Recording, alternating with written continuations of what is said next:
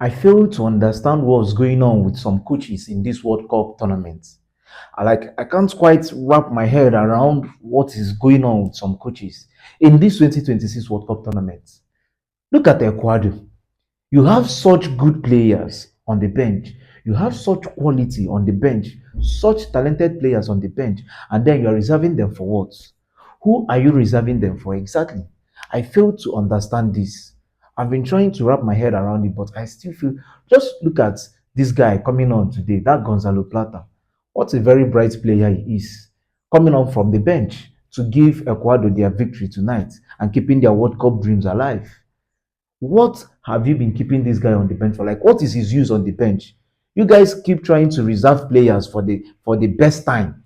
You guys want to keep the best for the last. What if you never get to the last? Or you are wanting to keep their legs fresh until the semi-finals, until the quarterfinals. What if you don't get to the quarterfinals? How then do you handle it? You have such players like Yeboah, you have Valencia, you have Moises Caicedo in the midfield, who can even combine with Julian Caicedo, the guy that was introduced in this second half as a substitute. You have such good players on the bench, and you're waiting for when? You're waiting for when Jesus Christ comes next before you introduce such players. Good game from Ecuador to get their victory tonight and keep their World Cup dreams alive.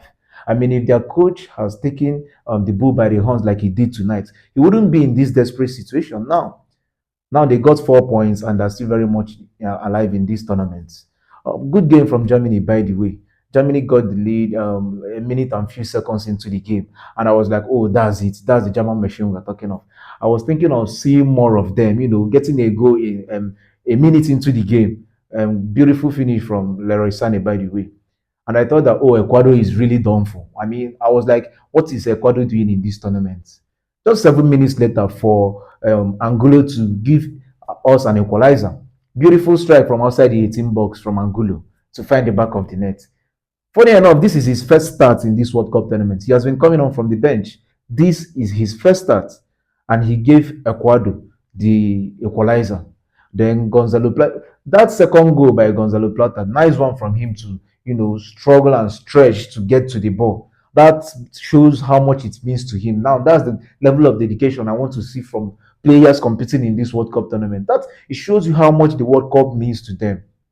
Beautiful goal from him. Manuel Neuer, sometimes you get too relaxed. We all know that Manuel Neuer is a world class goalkeeper. But I'm still going to put that second goal blame on him. I mean, he didn't do too much to try to clear that ball away. He was not so far from that ball.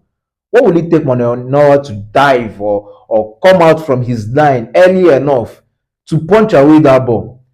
Okay, yes, it is a header from an Ecuadorian to get to Gonzalo Plata, but then you are not so far from the ball. What are you trying to? That's a blunder from Manuel Neuer, if you ask me. Yes, that's a blunder from him. I mean, he's a world class goalkeeper who has featured in nothing less than 4 World Cups, I mean, 5 World Cups now. He's a top class. So such performance from him is not something that I will just let it be. So poor game from Manuel Neuer tonight. Then good game from the Ecuadorians. Moises Caicedo, absolutely brilliant in his play. Now, Moises Caicedo has shown his world class qualities once again, doing it for his country, doing everything for his national team. Look at the way he was bossing that midfield, being in control, winning tackles, interceptions cleanly. And he didn't get a yellow card today. You see, sometimes I fail to understand how the English, the Premier League, how they officiate. Now you can see the physical levels in this game and how the referee allowed it to roll. I don't know the name of this female referee, by the way, but good officiating from her. Even when she gave penalty against Ecuador for Kai Havertz, she went to review it. And on the spot, she found out that, okay, she was wrong and overturned the verdict. So good game from the referee. Kudos to her. I feel that Premier League needs to learn from this World Cup game. They need to see how different referees from different leagues, different nations are officiating this World Cup tournament.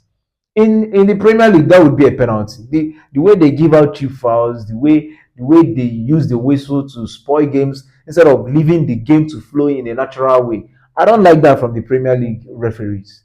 So good officiating from the referee, good game from Ecuador. You can see the way they celebrated after the final whistle. You can see how much it means to them to keep their dreams of this World Cup alive. Look at their coach going all the way to the stand to celebrate with his family.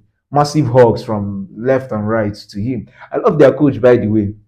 I love a coach who celebrates goal like he just like he won a very big lottery. Every goal counts. Every goal is worth celebrating that way. Look at how much it means to Ecuador, hugging each other, crying. You can see so many emotional moments on the pitch after the final whistle. Now, this is World Cup. This is how World Cup got you feeling. If you're not following this World Cup, you are missing. But then I'm here to give you the full details and give you gist. So good game from Ecuador. That defense, Pachu of Paris Saint-Germain, he was the soul and heart of that defense. He was everywhere, winning duels, area duels, ground duels, interceptions, tackles. He was literally everywhere in that defense. I mean, remove Patrick from that defense, the Germans would have dealt with Ecuador because the attacking force that these Germans possess is way too much. Then it's Undav coming from the bench. I thought that Undav will do his magical stuff because in this World Cup he has scored 3 goals, all of them from the bench. So you can say he's this World Cup super sub. Yes, he's the super sub of this World Cup. 3 goals, all from the bench, and I think he has 1 assist too. So when he came on, I was like, then it's on that. Are we gonna see, your World Cup signature again tonight? But it didn't come tonight for him because the Ecuadorians were pretty much dedicated, so determined. They were the hungrier side. Yes, in this game. They were the hungrier side. Look at Yeboah from the right hand side, causing chaos for the defense. I mean, that guy kept working on Ram. Ram kept defending. What's Ram using IC today? Every person will tell him. But good game from Ecuador, generally. Good game. The way they all track back, whenever they're not in possession, you see all of them behind the ball. Beautiful game from Ecuador. I must give them their flowers. So, in their group, Germany is first with 6 points. Ivory Coast, second place with 6 points. So Ivory Coast also won their game tonight against Curacao. Then Ecuador 4 points, Curacao 0. So good game from Germany, good game from Ecuador. I mean, Germany, you guys are the this is your four. You guys are the 4 times champion of the World Cup. Yeah, but tonight Ecuador spoiled your winning streak. Yeah, they've been on a winning streak. I think they've won 10 straight games internationally. So Ecuador has put an end to that tonight. So good game overall. The World Cup tournament. There's still a lot more in this World Cup tournament. I mean, every match, every game, I see that there is more in the box. So stick with Super.